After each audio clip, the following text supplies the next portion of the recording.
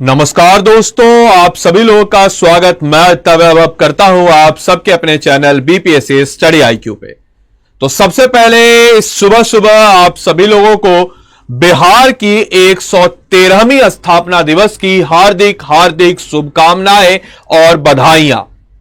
आज है Bihar statehood day, यानी कि बिहार राज्य स्थापना दिवस।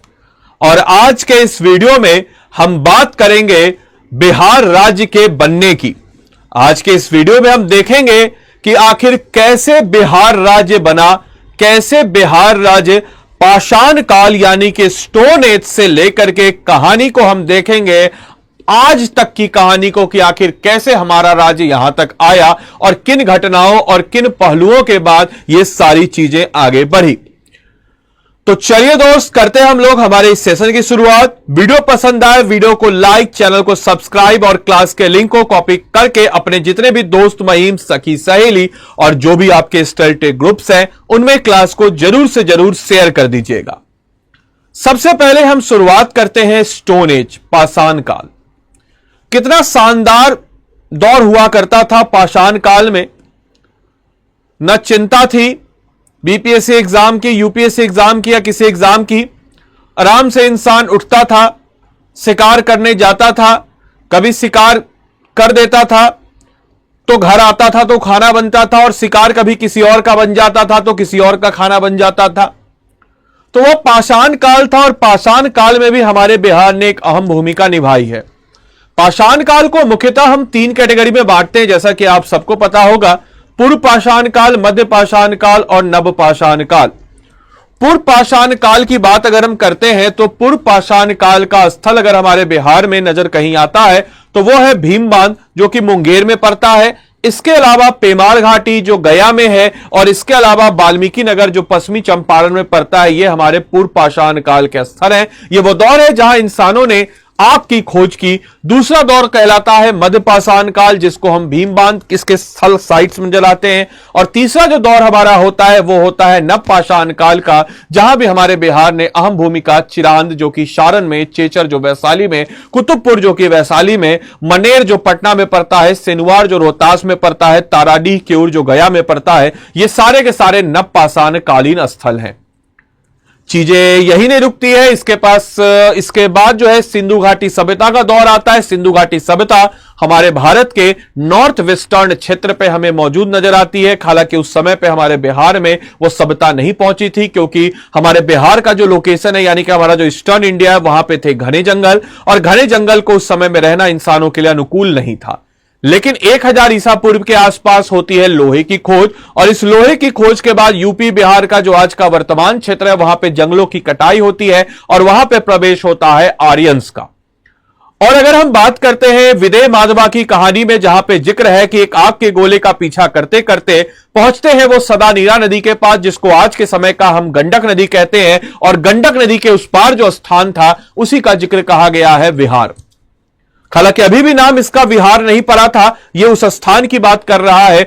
उसके बाद दौर आता है महाजनपद का काल। महाजनपद पे हमें अंगुत्तर निकाय जो कि एक बुद्धिस्ट स्रोत है, और भगवती सूत्र जो कि एक जैन सूत्र है, वहां से हमें 16 महाजनपदों की जानकारी मिलती है। उन 16 महाजनपदों की बात अगर हम करते हैं तो उन 16 महाजनपद में से 3 महाजनपद, यानी कि हम बात करें अगर मगध महाजनपद, अंग महाजनपद और साथ ही साथ वज्जी महाजनपद हमारे बिहार में थे। और इन महाजनपदों की बात अगर हम करते हैं तो इसी दौर बुद्धिज्म का भी राज होता है, और बुद्धिज्म के राज के दौरान यहां के राजाओं ने इसको काफी ज्यादा पैट्रोनाइज किया। और जब यहां के राजाओं ने काफी ज्यादा पैट्रोनाइज किया बुद्धिज्म को, तो बहुत सारे विहार बने, और इन विहार से इस क्षेत्र को विहार कहा जाने लगा। गौर कीजिएगा, अभी हमारा विहार जो है वो विहार के नाम से जाना जाता था। उस दौर में अनेकों विहार जो है बुद्धिज्म के जो बुद्धिस्ट मॉन्क होते थे, भिक्षु होते थे, उनके रहने का वो स्थान होता था, क्योंकि बरसात के मौसम में वो ट्रेवल नहीं कर पाते थे, तो उनके रहने के लिए एक सुविधा दी जाती, उसी को हम कहते थे विहार, जो कि एक जगह स्टे करते थे। इसके बाद चीजें बदलती है। मगध में बहुत सारे राजा आए। हरियंक वंश से अगर हम बात करें तो हरियंक वंश आए। हरियंक वंश के राजा अजातशत्रु थे। उन्होंने पाटलीग्राम नाम के एक किला का निर्माण कराया, जो कि आगे जाकर के पाटलिपुत्र उनके पुत्र उदयन ने विकसित किया और उसको नई राजधानी बनाई। इसके बाद चीजें ऐसी ही चलती है। उसके बाद दोस्तों दौर आता है हमारे मगध काल के बाद गुप्त काल का दौर आता है। गुप्त काल में हमारे बिहार की राजधानी जो आज के देर में पटना है, उसको कुसुमपुर और पुष्पपुर के नाम से भी जाना जाता है, क्योंकि उस स्थान पे काफी ज्यादा फूल हमें नजर आते हैं और इस कारण से उसको कुसुमपुर या पुष्पपुर भी कहा गया। चीजें और आगे बढ़ती है, बढ़ते बढ़ते हम पहुंच जाते हैं मध्यकालीन भारत के दौर में। और मध्यकालीन भारत के दौर में हम कह सकते हैं कि 1203 में मिनहाजु सिराज, जो कि तबक़त नासरी पुस्तक के रचयिता है, उन्होंने विहार शब्द को बिहार कहा, क्योंकि वो लोग जो है विहार को यानी कि वॉ को बॉ बोलते थे। ये जो टर्क्स थे ये वॉ को बॉ बोलते थे, तो ये बिहार से हो गया बिहार। बिहार जो है एक अपभ्रंश रूप है विहार का, और आज भी हम बिहारियों के बोलियों में यह सब चीज आ चुका है। इसका बेस्ट एग्जांपल मेरा नाम था आदित्य वैभव, लेकिन 9वीं क्लास के रजिस्ट्रेशन के दौरान एक फनी सा किस्सा है, उन्होंने वैभव को कर दिया वैभव, और तब से मैं इस आदित्य वैभव के नाम से जी रहा हूं। ऐसे बहुत सारे उदाहरण आपको नजर आ जाएंगे। तो यह विहार से हो गया बिहार 1203 के आसपास। मुगल काल के दौरान और अन्य चीजें हुई, जैसे कि वापस से इस पाटलिपुत्र जो पहले था उसको विकसित किया शेरशाह सूरी ने, उसका नाम पटना रखा। फिर उसके बाद हम देखते हैं औरंगजेब के पोते जिसका नाम था अजीम, वो अजीम जब बिहार का सूबेदार बनता है तो उसको वापस से रीडेवलप करता है और उसका नाम रखता है अजीमाबाद। हालांकि औरंगजेब की मृत्यु के पश्चात यह ज्यादा लंबे समय तक टिक नहीं पाता और वापस से पटना नाम ही इसका ज्यादा प्रचलित हो जाता है 1707 के बाद। 1707 के बाद मुगलों का डिक्लाइन शुरू होता है और अंग्रेज आ जाते हैं। अंग्रेज जो है आप सबको पता है, प्लासी और बक्सर के युद्ध के बाद पूरे बिहार और खासकर हम इलाहाबाद की संधि के बाद बिहार का दीवाने राइट अंग्रेजों के हाथ में था। इधर क्या हुआ कि पश्चिमी शिक्षा का विस्तार होता, और इस पश्चिमी शिक्षा के विस्तार के कारण हम कह सकते हैं कि हमारे पूरे बिहार में एक शिक्षा की क्रांति आती है। और जब लोग शिक्षित होते हैं तो वो बात करते हैं किसकी, तो वो बात करते हैं अपने आजादी की, वो बात करते हैं स्वतंत्रता की, वो बात करते हैं अपने अधिकारों की। और उसी क्रम में हमारे बिहार के लोग भी शिक्षित होने लगे, और जब वो बिहार के लोग शिक्षित होने लगे तो वो बंगाल से अलग होने की डिमांड करने लगे, क्योंकि बंगाल हमसे कल्चरली काफी अलग है। हम उनसे भाषा में, बोली में, रहन सहन, खान पान, हर चीज में अलग है। और होता यूं है कि जितने भी टॉप पोस्ट अंग्रेज के समय में भारतीयों के लिए रिजर्व थे उनमें बंगालियों का वर्चस्व था। इस कारण से हम अलग पृथक बिहार की डिमांड करने लगे। और पृथक बिहार की डिमांड की बात अगर हम करते हैं तो सबसे पहले 1876 में मुर्दे सिलवान में इसकी बात की गई और इसमें एक लेख लिखा गया बिहार बिहारियों के लिए। मुर्दे सुलेमान एक मैगजीन थी, एक पत्रिका थी, उसमें बिहार बिहारियों के लिए लेख से चीजों को लिखा गया। इसके बाद चीजें और बेहतर होती है और 22 जनवरी 1877 में कसीद नामक एक पत्रिका में लिखा गया कि बिहार को बंगाल से पृथक करने का समर्थन दिया। और इसके पीछे का कारण मैंने आपको बता दिया कि कारण यह था कि हम अब बुद्धिजीवी हो रहे थे, धीरे धीरे हमारे में शिक्षा का प्रसार हुआ और हमें भी वो पोस्ट चाहिए था जो पोस्ट पे बंगालियों का ऑलरेडी वर्चस्व था। इसके बाद 1894 में महेश नारायण के और सच्चिदानंद सिन्हा ने कायस्थ गजल में, इससे पहले महेश नारायण ने कायस्थ गजल में एक ठोस आधार भी दिया, और महेश नारायण, सच्चिदानंद सिन्हा इसके मुख्य नायक जो पृथक बिहार की डिमांड कर रहे थे, और अन्य सहयोगी इनके साथ मजरुल हक, नंद किशोर लाल, अली इमाम, कृष्ण सहाय, दीप नारायण, ये सब इनके अन्य सहयोगी के रूप में जाने जाते हैं। इसके बाद अगर हम बात करते हैं, इसी बीच में राइज ऑफ नेशनलिज्म, राष्ट्रवाद की भावना भी उठती है। बंगाल में राष्ट्रवाद की भावना काफी ज्यादा थी और अंग्रेज के एक वाइसराय थे जिनका नाम था कर्जन, उसने सोचा कि बंगाल का विभाजन कर दिया जाए। उसी बीच बंगाल में स्वदेशी आंदोलन और देश भर में स्वदेशी आंदोलन फैलता है। और 1905 में बंगाल विभाजन के दौरान जो है गवर्नर ऐसा उम्मीद कर रहे थे कि बिहार के लोग हमारा सपोर्ट करेंगे, बट हमने इस चीज को बोल दिया कि हम पृथक बिहार के समर्थन है, बंगाल विभाजन के समर्थन नहीं है।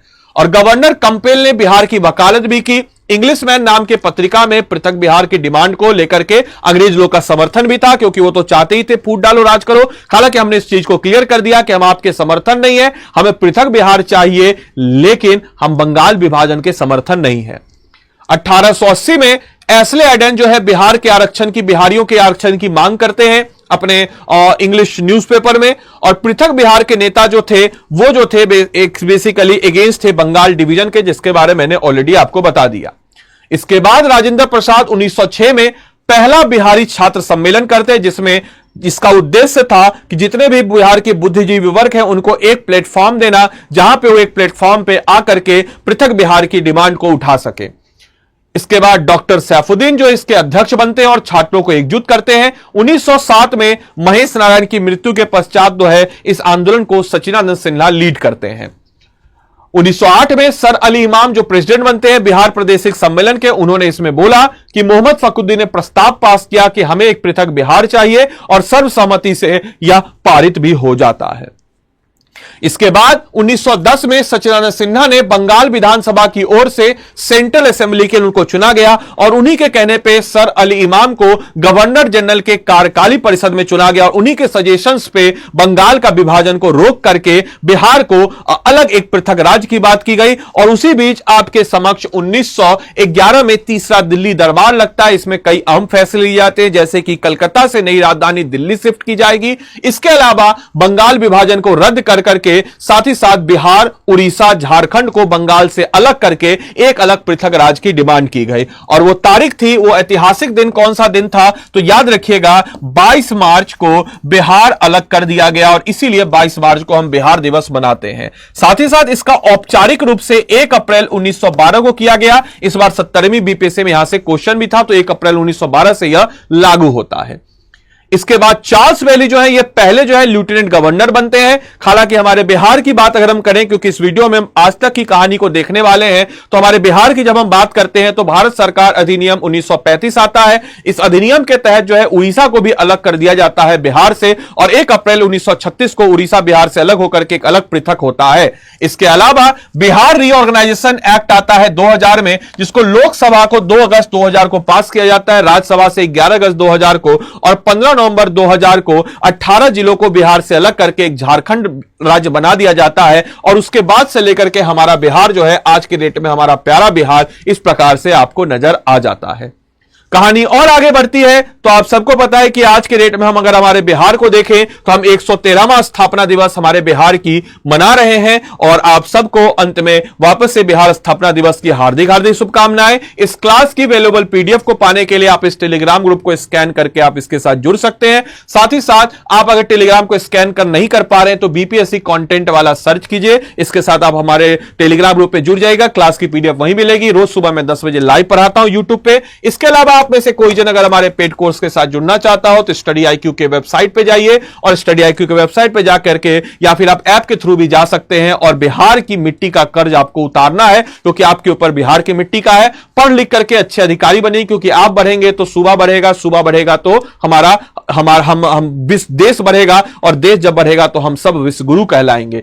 स्टेट पीसीएस लाइव क्लास पे आइएगा, बिहार पीएससी पे आइए। हमारे बैच का 9वां सीरीज यानी कि 8 सफल बैचों के बाद हमने इसका 9वां बैच निकाला है। इस कोर्स की खास बात लाइव क्लासेस है, 1-on-1 मेंटरशिप है, आंसर राइटिंग प्रोग्राम है, prelims test series, hand written notes, live classes, comprehensive coverage of each and every topic, test series, practice question, ये सब कुछ आपको मिल जाता है। यहां पे आपको सिर्फ करना क्या होता है कि आदि लाइव कोड को आप लगा दीजिएगा और जैसे ही आप आदि लाइव कोड को लगाएंगे 11,999 में यह कोर्स आपको मिल जाता है। और इस कोड के लगाने का मतलब यह हुआ कि आप मेरी क्लास के साथ साथ हमारे जितने भी टॉप फैकल्टी हैं सबकी क्लास का एक्सेस पा सकते हैं। इसके अलावा इस कोड को लगाते आपको मेरी तरफ से स्पेशल मेंटरशिप भी मिलेगा। तो कोर्स में इनरोल करके एक स्क्रीनशॉट मुझे जरूर भेजिएगा टेलीग्राम में। बाकी मैं उम्मीद करता हूं इस सेशन आपको अच्छा लगा हो, आपने सेशन को अच्छे से एंजॉय किया हो और बिहार की कहानी को आपने समझा हो। तो आप सभी को अंत में बिहार दिवस की हार्दिक हार्दिक शुभकामनाएं। 10 बजे आज मैंने मैराथन भी लगा रखा है, तो उस मैराथन क्लास में भी आप सब लोग जरूर से जरूर आए। लाइव क्लास इसी चैनल पर। धन्यवाद and thanks for watching this session. Thank you.